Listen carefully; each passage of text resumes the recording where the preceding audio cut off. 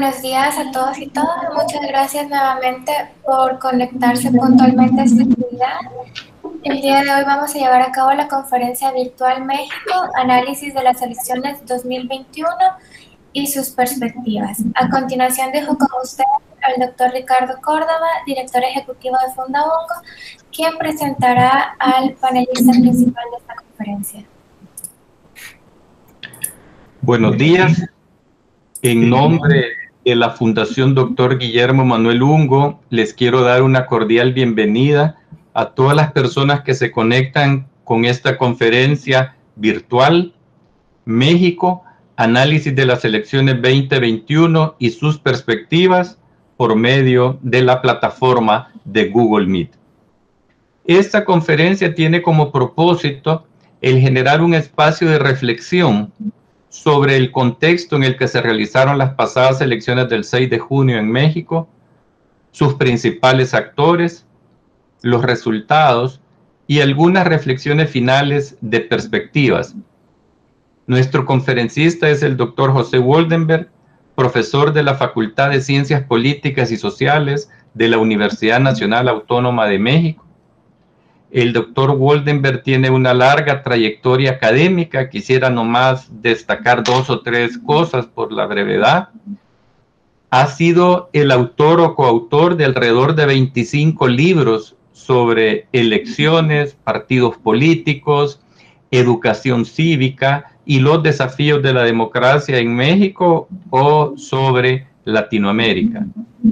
En el ámbito académico quisiera destacar que recientemente de la Asociación de Estudios Latinoamericanos recibió el reconocimiento Guillermo O'Donnell Democracy Award en el año 2020 y tiene también una trayectoria de servicio público. El profesor Woldenberg ha realizado contribuciones importantes a la democratización de México. Fue el presidente del entonces nuevo Instituto Federal Electoral IFE entre 1996 y el año 2003. Agradecemos al doctor Woldenberg el haber aceptado nuestra invitación. Después de su presentación tendremos un espacio para preguntas y respuestas, por lo que les solicitamos que si tienen alguna pregunta la pueden formular por medio del chat de esta plataforma y al final juntaremos estas preguntas para planteárselas a nuestro expositor. En este momento entonces le damos la palabra. Buenos días y bienvenido, doctor Woldenberg. Adelante. Muchas gracias. Muy buenos días a todos. Quiero en primerísimo lugar agradecerle a la Fundación Ungo y especialmente al doctor Ricardo Córdoba, a quien conozco desde hace muchos años, la invitación para hacer esta presentación sobre las elecciones más recientes en México. Voy a dividir mi presentación en 3 grandes apartados. Primero, una serie de datos que creo que ofrecen una especie de contexto en el cual se desarrollaron estas elecciones. Luego me voy a detener en los resultados y al final voy a plantear 3 preocupaciones que creo que emergen de este proceso electoral. Primero, se ha dicho mucho y quienes están cerca de las elecciones en México seguramente lo han oído hasta el cansancio, que estas han sido las elecciones más grandes en la historia del país. Y ciertamente así es. No solamente por el padrón de más de 90 millones de ciudadanos apuntados en la lista nominal de electores, sino por el número de cargos que estaban en juego.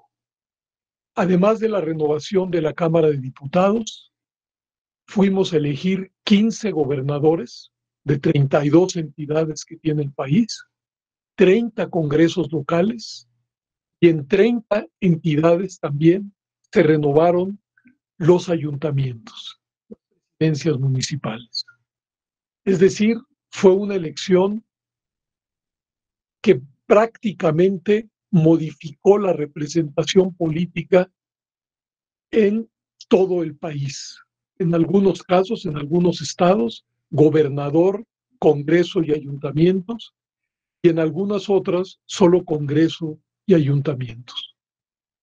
Pero quizá lo que no se ha subrayado con suficiencia es por qué ahora fuimos a elegir tantos cargos en una misma fecha. Y vale la pena recordar de que a partir del año 2000 hubo un esfuerzo sostenido que planteó la necesidad de hacer coincidir las elecciones locales con las elecciones federales. Porque en nuestro país lo que sucedía es que la rueda de la fortuna electoral jamás paraba.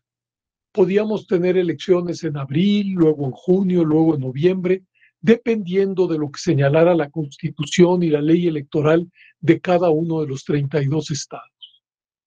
Y se llegó a la conclusión, esa fue la premisa por el cual hacer concurrentes las elecciones locales y federales, que sería bueno para México concentrar las mismas para que el tiempo de conflicto entre los partidos estuviera acotado y así el tiempo para eventuales acuerdos pudiera ser mayor, porque se partía de la idea de que las elecciones inyectaban, como en efecto es, una cierta tensión, distancia, descalificación mutua que hacía muy difícil la generación de acuerdos.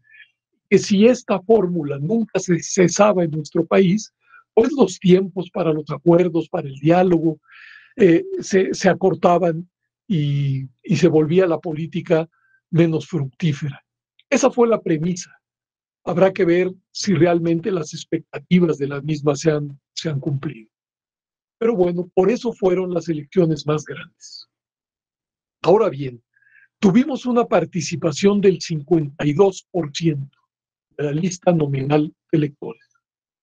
Quizá con ojos fuera del país esto suene una participación baja, pero en el caso nuestro, dado que se trató de una elección intermedia, en donde a nivel federal solamente se renovaba la Cámara de Diputados, no la de senadores, ni tampoco se elegía el presidente de la República, este 52% es superior al de las 3 últimas elecciones intermedias. Es decir, que en nuestro caso, este no es un porcentaje de participación que uno pueda considerar bajo. Ya sabemos que en esta materia todo es relativo. Y quizá decir que aunque en nuestra Constitución el voto es un derecho y una obligación, realmente se ha ido convirtiendo con el tiempo en un derecho, porque si uno no ejerce su derecho a voto, no hay ninguna sanción de ningún tipo. Entonces, realmente, de facto, es un derecho, y es un derecho que, pues en esta ocasión, casi la mitad de los ciudadanos inscritos en el padrón simple y sencillamente no ejercieron. Ahora, este 52% creo que se benefició de alguna manera de que las elecciones fueran concurrentes, porque sabemos que las elecciones municipales y estatales en muchos casos atraen mucho más que las elecciones para renovar la mitad del Congreso Federal. Se benefició de eso. Pero del otro lado, en el otro plato de la balanza, habría que poner que se realizaron, como ustedes saben, en medio de una pandemia. Y hubo una cierta incertidumbre de lo que iba a suceder, dado que pues, el número de contagiados, el número de hospitalizados, el número de muertos, pues en nuestro país ha sido realmente importante. Y a pesar de la pandemia, creo que el Instituto Nacional Electoral fue capaz de desplegar un programa de sanidad en las casillas electorales que ofreció garantías, hasta donde esto es posible, a los votantes y a los funcionarios de casilla para que acudieran a cumplir con su obligación de votar por sus autoridades.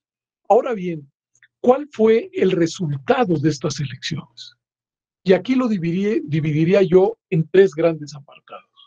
Primero, ¿qué pasó con la Cámara de Diputados? Segundo, ¿qué pasó con las elecciones a gobernador? Y tercero, ¿qué pasó con las elecciones en la zona metropolitana?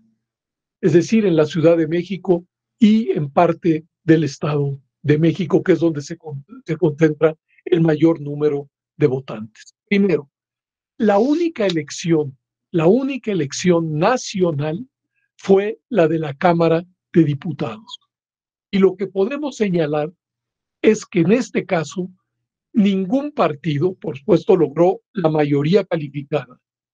Tampoco ningún partido logró la mayoría absoluta de escaños. Pero lo que es más interesante es que ningún partido logró la mayoría absoluta de votos. Esto quiere decir que a pesar de todo, en México la fragmentación en materia electoral sigue teniendo una cierta potencia. Hubo dos grandes coaliciones. Una en torno a Morena, a la que acompañó, que es el partido gobernante, a la que acompañó el Partido Verde y el Partido de Trabajo, que obtuvieron en esta elección el 42.6% de la votación entre los tres partidos. Morena obtuvo el 34.5%. Hubo una alianza de tres partidos que en el pasado habían estado en tensión y conflicto: PAN, PRI y PRD. Y estos en conjunto obtuvieron el 39.8% de la votación. Y Movimiento Ciudadano, un partido relativamente nuevo, obtuvo el 7% de la votación. Hubo tres partidos políticos de nuevo ingreso y los tres perdieron su registro al no lograr el mínimo del 3% de la votación que marca la Constitución para refrendar los registros. Las cifras que he dado, como ustedes se acaban de dar cuenta, no suman 100, pero es precisamente porque hay que incluir los votos de estos tres partidos que perdieron su registro y además los votos anulados y de candidatos independientes, etcétera. Pero creo que las cifras resultan elocuentes. Ahora bien, la conformación de la Cámara de Diputados, sin embargo, sí habrá mayoría absoluta de la coalición, digamos, oficial. Entre Morena, Partido Verde y el PT tendrán el 55% de los asientos de la Cámara, mientras que PRI, PAN, PRD y Movimiento Ciudadano, que son los otros cuatro partidos que tendrán presencia en la Cámara de Diputados, tendrán el 45% de la representación. ¿Por qué sucede esto en nuestro país? ¿Por qué, digamos, una minoría de votos puede tener la mayoría de escaños? ¿Y por qué una mayoría dispersa de votos, hay que decir, dispersa de votos, acaba teniendo una minoría de escaños? Porque nosotros tenemos un sistema mixto de representación. Se eligen 300 diputados uninominales y 200 diputados de representación proporcional. Por supuesto, los uninominales gana quien gana en su distrito y la representación proporcional se distribuye de acuerdo a la votación que se haya obtenido, pero con la siguiente salvedad que establece la Constitución, que entre votos y escaños no puede haber una diferencia mayor del 8%. De tal suerte, que eso ha venido sucediendo con el tiempo, la mayoría puede beneficiarse hasta con un 8% de sobrerepresentación en relación a su votación. Pero creo que la votación, digamos, para la Cámara de Diputados es elocuente en el sentido de que, a diferencia de lo que muchos postulan en el sentido de que México se está rehaciendo una especie de partido hegemónico, creo que estamos muy lejos de lo que sucedía en los años 60 o 70, en donde un partido político, el PRI, obtenía más del 70% de la votación. Moreno obtuvo el 34.5% de los sufragios. Ahora bien, sin embargo, donde Morena y sus aliados tuvieron un triunfo muy relevante fue en el caso de las gubernaturas. Hubo 15 gubernaturas en juego, 15 de 32 posibles, es decir, prácticamente la mitad. Y de esas 15, 11 fueron para Morena. 11. Es decir, un triunfo muy espectacular que sobre todo se ve en la parte del Pacífico mexicano. Fíjense ustedes, las dos Baja Californias, Sonora, Sinaloa, Nayarit, Jalisco no, Michoacán y Chiapas, todos esos estarán ahora, cuando se dé el cambio de gobierno, en manos del partido en el gobierno federal, es decir, de Morena. Fue un triunfo realmente muy espectacular. El PAN perdió una de las gubernaturas que tenía, pero mantuvo dos, Chihuahua y Querétaro. Es decir, al Partido Acción Nacional no le fue tan mal. El gran derrotado en términos de las gubernaturas, sin duda alguna fue el PRI. 8 de las 15 gubernaturas que estuvieron en juego antes de las elecciones estaban en manos de priistas. Todas y cada una de esas gubernaturas las perdió el añejo partido hegemónico en México. Vale decir que cuando se dé el cambio de los gobiernos en estos 15 estados de la República, el PRI gobernará solamente 4 de los 32. Es decir, una derrota, creo yo, sustantiva y muy importante, aunque el PRI sigue gobernando el Estado de México, el estado más poblado de todos. Movimiento Ciudadano ganó Nuevo León y una alianza entre el Partido Verde y el Partido del Trabajo ganó en San Luis Potosí. Eso es en el caso de las gubernaturas.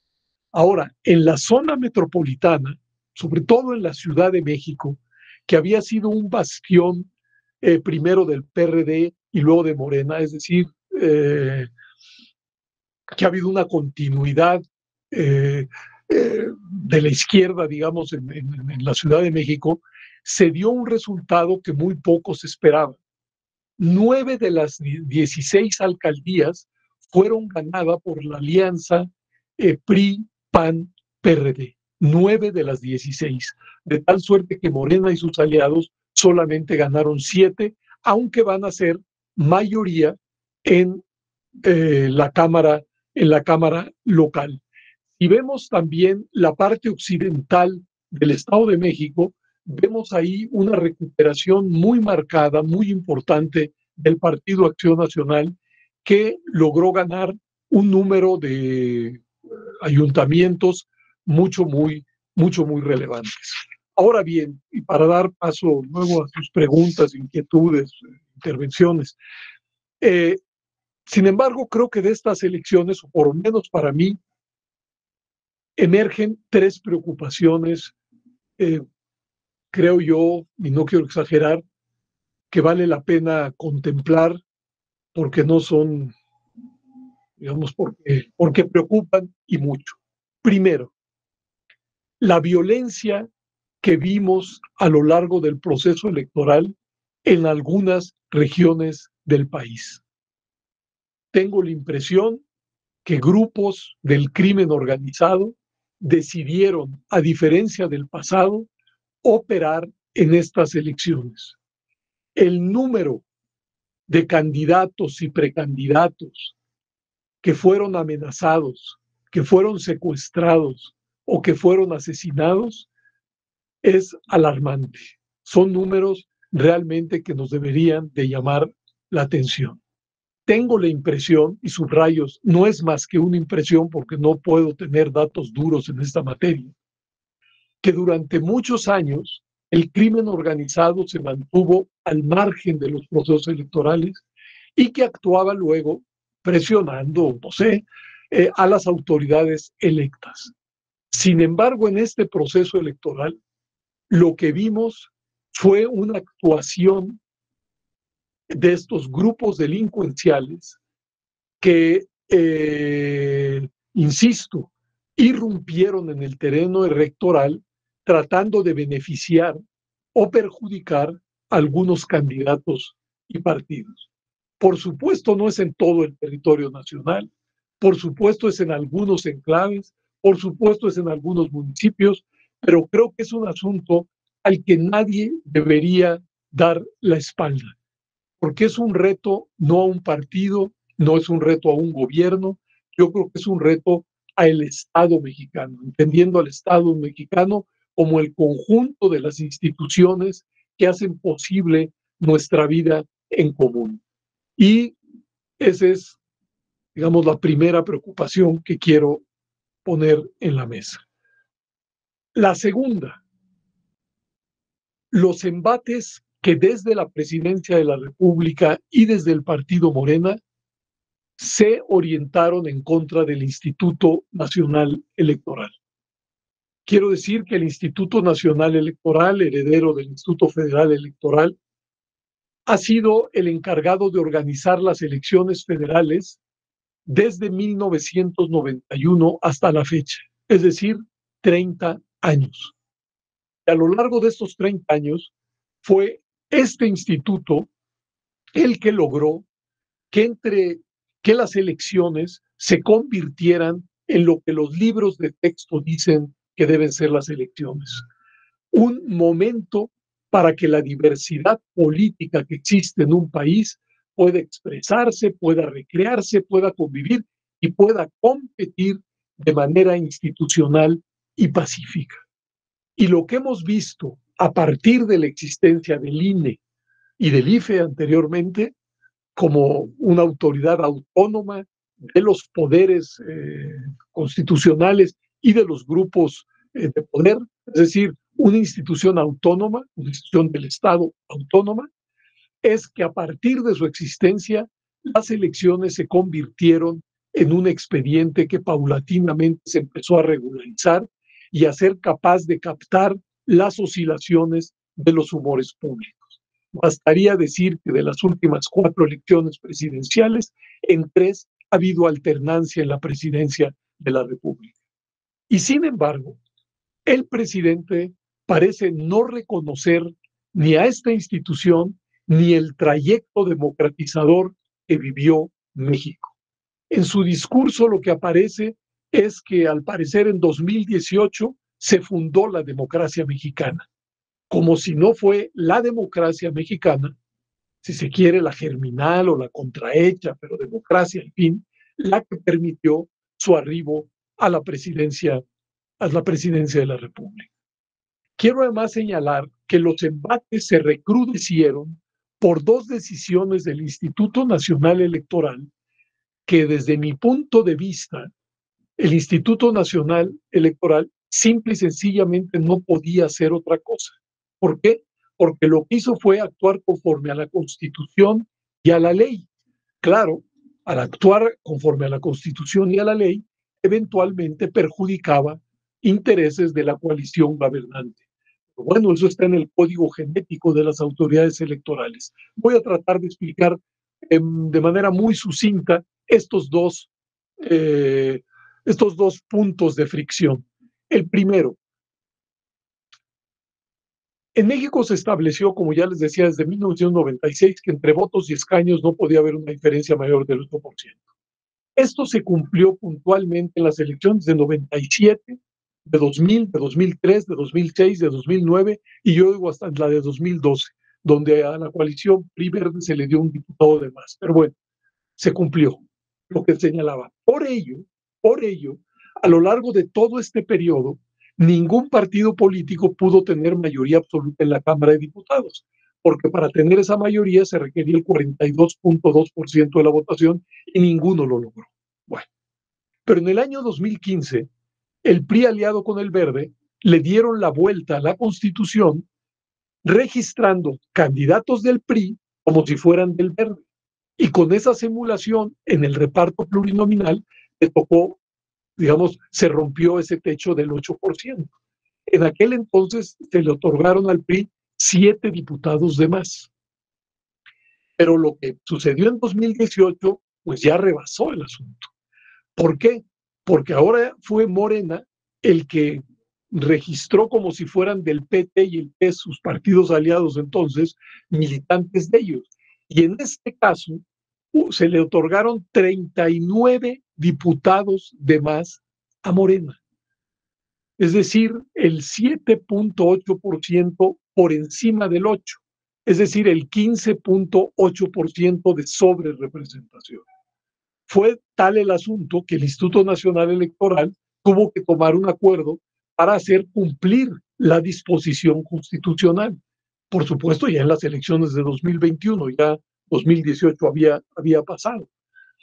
Y esto fue lo que generó fricción entre el presidente y el Instituto Nacional Electoral. Pero quiero señalar, insisto, este fue un acuerdo que se tomó antes del, digamos, ya había arrancado el proceso electoral, pero antes del momento electoral, y cuyo sentido no era otro más que se cumpliera con la disposición constitucional que trata de atemperar la sobrerepresentación de la mayoría.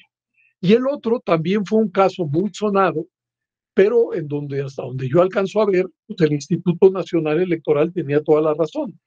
En una de las últimas reformas electorales se estableció que aquellos precandidatos a cualquier cargo de elección popular que no presentaran sus informes de ingresos y de egresos no podía ser registrado. Y eso sucedió con dos precandidatos de Morena, uno al gobierno de Guerrero y otro al gobierno de Michoacán, que no presentaron sus ingresos y gastos, y entonces el Instituto Nacional Electoral les negó, no les dio el registro, porque así decía la ley, tal cual, y eso también generó fricciones. Hay que señalar que en ambos casos el Tribunal Electoral del Poder Judicial de la Federación validó las resoluciones del INE, y creo que no podía ser de otra manera porque se trata de normas claras, contundentes, que no se prestan a la, digamos, a la interpretación. Bueno, pero lo que me preocupa es que esos embates han seguido. Incluso el día de ayer, el presidente de la República volvió a hablar de manera un poco brumosa, pero en contra de esa institución, que hay que cambiarla, que hay que modificarla. Algunas gentes de Morena dicen que hay que adscribirla al Poder Judicial. Otros han hablado, lo que a mí me parece un delirio, de regresar a la Secretaría de Gobernación la organización de las elecciones. Pero los embates no han cesado. Y yo creo que un puntal de nuestra democracia, de nuestra germinal democracia, es precisamente el Instituto Nacional Electoral. Y atentar contra su autonomía a mí me preocupa, y me preocupa muchísimo. Ahora bien, y con esto termino, la última preocupación, que creo yo no es un asunto solamente mexicano, sino que creo sucede en muchas latitudes y que les quiero plantear. Estamos viviendo una época difícil. ¿Por qué? Porque da la impresión que en política las identidades y las ideologías van en declive y están siendo sustituidas por el personalismo y el pragmatismo, de tal suerte que las señas de identidad de la política hoy aparecen nubladas.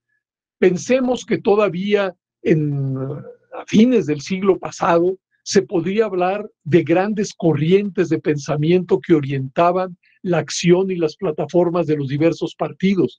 Hablábamos de conservadores, de liberales, de laboristas, de socialdemócratas, de comunistas, que nos ofrecían un mapa más o menos inteligible de lo que se jugaba en la política.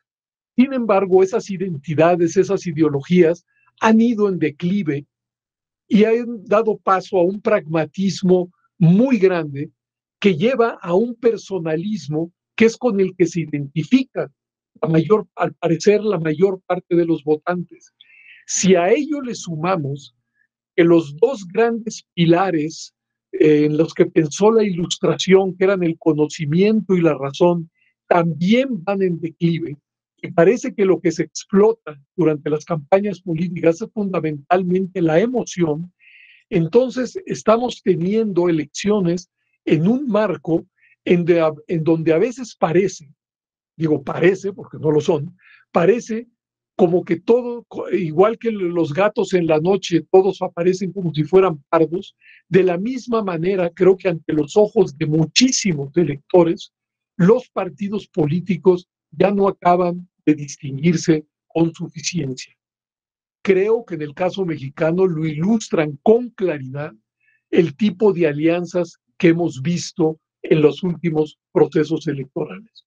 Son alianzas que giran en torno a personas, son alianzas sumamente pragmáticas, son alianzas que explotan la emoción y son alianzas que no nos permiten cumplir con una de las misiones que se supone tienen que cumplir las elecciones. ¿Cuál es esa misión? El de hacer inteligible por lo menos un diagnóstico de los problemas que afronta el país para buscar eventuales soluciones. Yo me quedaría hasta aquí porque creo que me he excedido un poco en el uso de la palabra y pues esperaría las preguntas que me quisieran hacer, no sin antes volver a agradecer a Fundaungo, especialmente a Ricardo Córdoba, la posibilidad de platicar con ustedes. Gracias.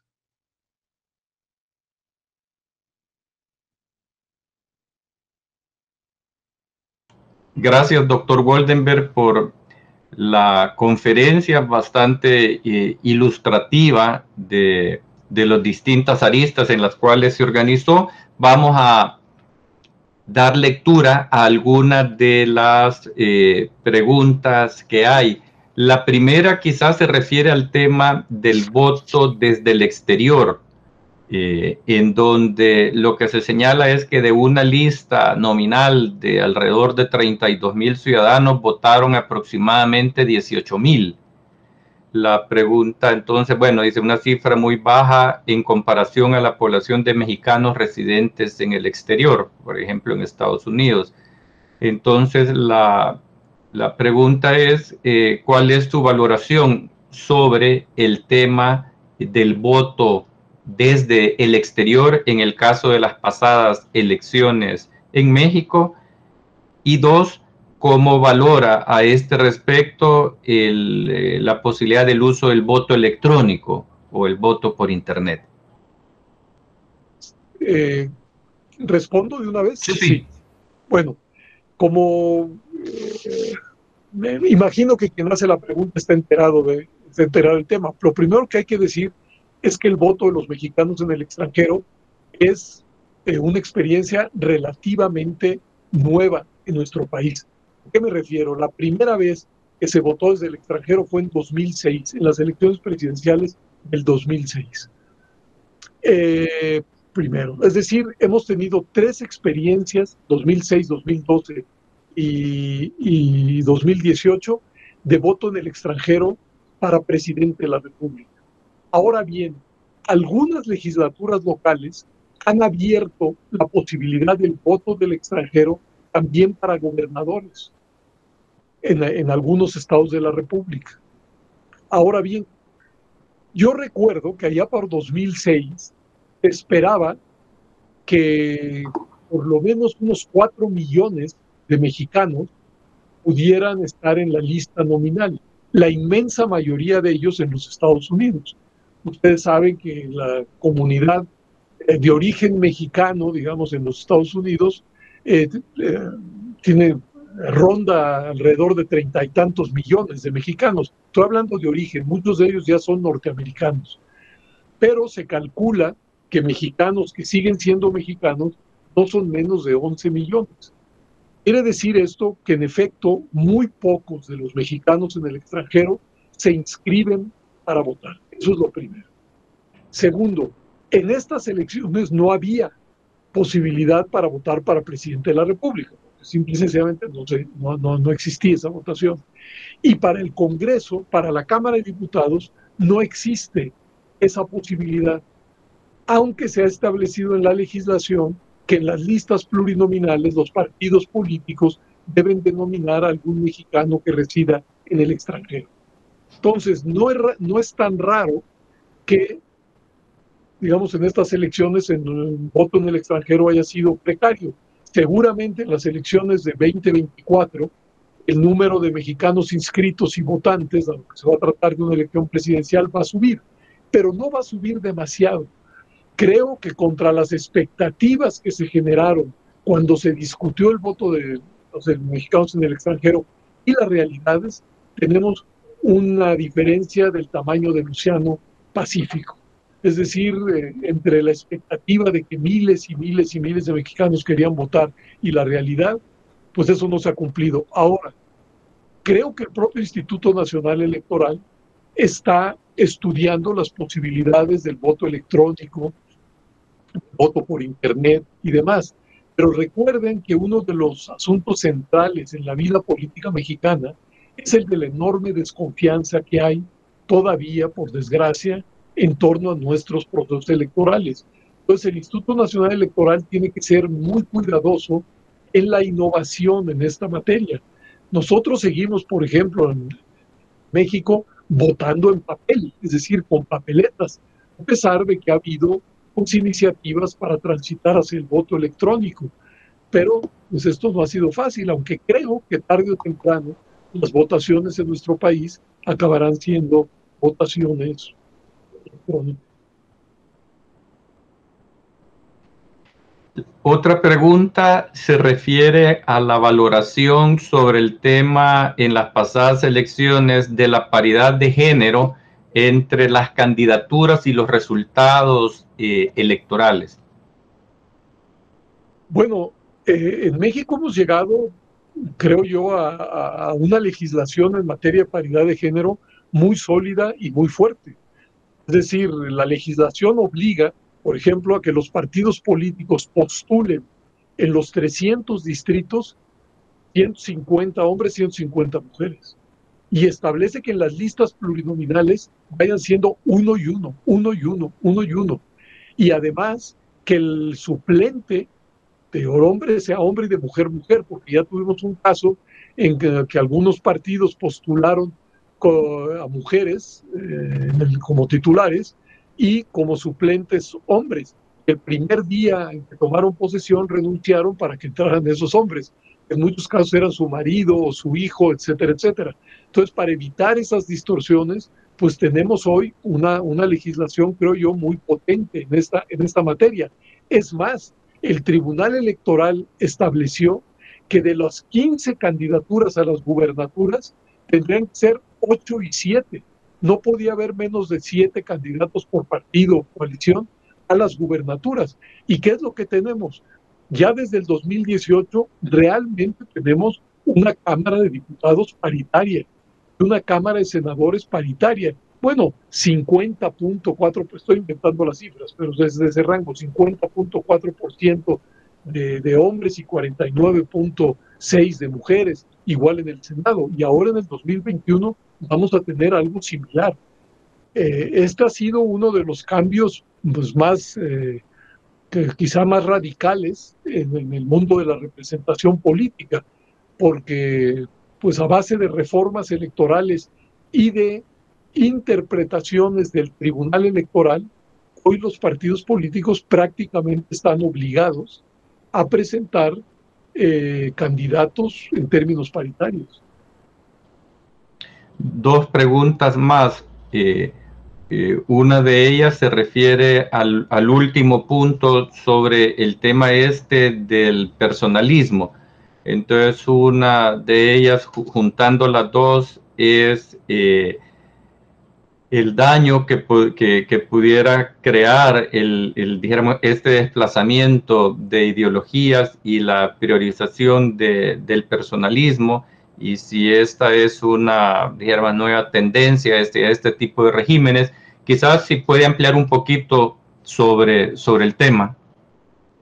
Sí, bueno, yo creo que uno de los problemas que tenemos en el espacio público nuestro es que no hemos logrado generar un debate medianamente informado, medianamente ilustrado, con evidencias, con argumentos, porque el personalismo también nos ha llevado a un rincón que es el siguiente. Parecería que en México está con el presidente o se está en su contra. Y en buena medida, esta mecánica ha sido alimentada por el propio presidente de la República. que ante críticas o análisis alternativos de organizaciones civiles, de otros partidos políticos, de comentaristas en la prensa, de libros académicos, de otros partidos políticos, etcétera, etcétera, inmediatamente reacciona descalificándolos. Da la impresión que el presidente no tiene ni la tradición ni la vocación de escuchar, analizar, responder y hacerlo con evidencias y otros argumentos, de tal suerte que nuestro espacio público se está secando. Por ejemplo, para no hablar en términos generales, en México existe una institución encargada de medir la evolución de la pobreza, el Coneval. Es una institución seria, profesional, que ha permitido que en la academia, que en el periodismo, que en la vida política, los mexicanos tengamos una base común para discutir lo que ha sucedido con la pobreza en nuestro país. Por cierto, una pobreza que parece imbatible. Gracias. Pero sus estudios son estudios, digamos, que nos permiten ver esa evolución no solamente a nivel nacional, sino por estados, por regiones, por municipios. Habla de la pobreza y de la pobreza extrema, de la capacidad de acceder a la educación, a una vivienda digna, a la salud, etcétera, etcétera. Es una institución mucho, muy seria. Bueno, hace unos días el Coneval nos dio los resultados de lo que había pasado entre 2018 y 2020. Y como muchos esperaban, pues hay un incremento de la pobreza en términos relativos y en términos absolutos. Y algo nuevo y muy preocupante. Hubo un crecimiento espectacular de los mexicanos que no tienen acceso a la salud. Ya de por sí eran muchos, 20 millones, pues hoy son 36. Y eso se debe a que la presente administración acabó con el Seguro Popular y creó una nueva institución y hoy tenemos pues un número mucho mayor que hace 2 años de personas, de ciudadanos que no tienen acceso a los servicios de salud. Bueno, pero eso es lo que presentó el Coneval. Al día siguiente, el presidente de la República dijo que no era así, que él tenía otros datos, otra información, y acabó con el eventual debate e intercambio de opiniones a los que podía dar paso un informe como ese. Lo pongo solamente de botón de muestra, porque hay muchos otros campos en los que estamos igual. Da la impresión de lo que se quiere, lo que se busca, es alinear al país en 2 bandos. Cuando en México no existen 2 bandos, existen pues diferentes bandos. Pero lo más preocupante desde mi punto de vista no es siquiera eso, no es siquiera la polarización, sino cómo esa polarización está secando las posibilidades que teóricamente nos debería ofrecer un espacio público con información, con debate, con argumentos y con evidencias. Cada vez da la impresión de que lo que se trata es de con quién se está, con quién se alinea, y no la discusión de los problemas específicos y sus eventuales soluciones. Y eso es a lo que lleva, creo yo, el personalismo. Porque casi obliga, o genera, no se obliga, pero bueno, genera una mecánica donde los ciudadanos se adscriben con el presidente o contra el presidente, como si eso fuera realmente la discusión medular, o debiera ser la discusión medular de un país con la complejidad, la masividad, los problemas de México. Gracias, y pasamos a la última pregunta, que quizás tiene que ver con el primer punto de la presentación, y es si en opinión del expositor, a la luz de esta primera experiencia de México, se han logrado los aportes que se esperaban de la concentración de las elecciones. Es decir, se explicó cuál era el propósito. La pregunta ahí un poco es, bueno, ¿cuál sería la valoración, dijéramos, sobre qué tanto se logró esa idea que dio origen a ir moviendo las fechas. Adelante. Pues creo que por desgracia no se ha logrado. Y que digamos, y que por el contrario, ahora hemos estado, digamos, se ha generado desde la propia presidencia de la República, por ejemplo, una consulta que no tenía prácticamente, esta es mi opinión, ni pies ni cabeza. Hace algunos pocos años se introdujo en la Constitución la posibilidad de hacer consultas para diferentes materias, lo cual pues sonaba muy bien, y estas consultas se tenían que hacer, decía la Constitución, el mismo día de la elección. Yo en aquel entonces dije, esto puede servir para recargar de sentido las propias elecciones, es decir, uno va a la urna no solamente elegir un presidente municipal, un diputado o el presidente de la República, sino se le está consultando sobre algún tema, y eso puede hacer que el día de la elección pues sea un día todavía con mayor significación a la que ya de por sí tiene. Pero hubo una reforma en esta administración que señaló que las consultas deben de ser en un día distinto al de las elecciones. Y entonces se propuso una consulta que en el origen decía, palabras más, palabras menos, que si las personas estaban de acuerdo en que se juzgara a los expresidentes, y se ponía incluso los nombres y apellidos. Esto fue una propuesta que hizo el presidente de la República, y que para que fuera consulta tiene que pasar por la Corte. La Corte, por supuesto, dijo que eso no podía, que eso era pues violatorio del derecho de estas personas, del debido proceso, etcétera, etcétera, y que además pues la justicia no se consulta.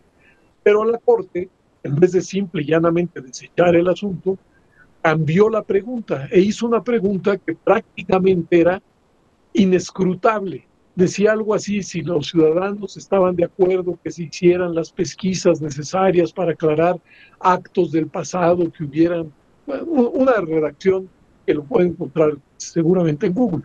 Por supuesto, ante una pregunta como esta, el INE tuvo que hacer la consulta, pero con la novedad pues, de que prácticamente nadie fue a votar. Bueno, no nadie, el 7% del padrón electoral, cuando la propia Constitución establece que para que una consulta sea vinculante se requiere por lo menos el 40% de la participación. Y ahora el propio Congreso está discutiendo una ley de revocación de mandato porque el presidente quiere que el próximo año haya una consulta para ver si se queda o se va, dándole la vuelta a todo el sentido de lo que es la revocación del mandato. La revocación del mandato se activa, y así dice la Constitución, cuando pues un número muy, muy grande de ciudadanos quiere que cese la gestión del presidente o del gobernador. En este caso, ningún partido de oposición ha planteado la posibilidad de revocar al presidente de la República. Es el presidente de la República y su partido el que están llamando a que se expida la ley reglamentaria de eso, porque quieren que en los próximos meses otra vez el país se alinee a favor o en contra del presidente, de una manera absolutamente artificial. Es decir, no solamente creo que aquella idea no se ha cumplido, sino que ahora se están implementando una serie de fórmulas electorales, desde mi punto de vista, sin mucho sentido, que lo único que están haciendo es otra vez nublando el espacio de la deliberación y polarizando el mundo de la política. Gracias. Con esta última respuesta vamos a dar por concluida la conferencia. Aprovecho para agradecerles a ustedes su asistencia a esta conferencia virtual y para agradecerle al doctor Woldenberg por haber aceptado compartir sus reflexiones sobre las pasadas elecciones de México. Doctor Woldenberg, gracias y que tengan todos un buen día. Permite nada más, Ricardo, agradecerles de nuevo a ustedes, a la Fundación, a ti, a quienes se conectaron. Muchas gracias por su presencia, gracias por sus preguntas y hasta luego. Mucha suerte para todos. Gracias. Gracias a ti, José. Que tengan todos un buen día.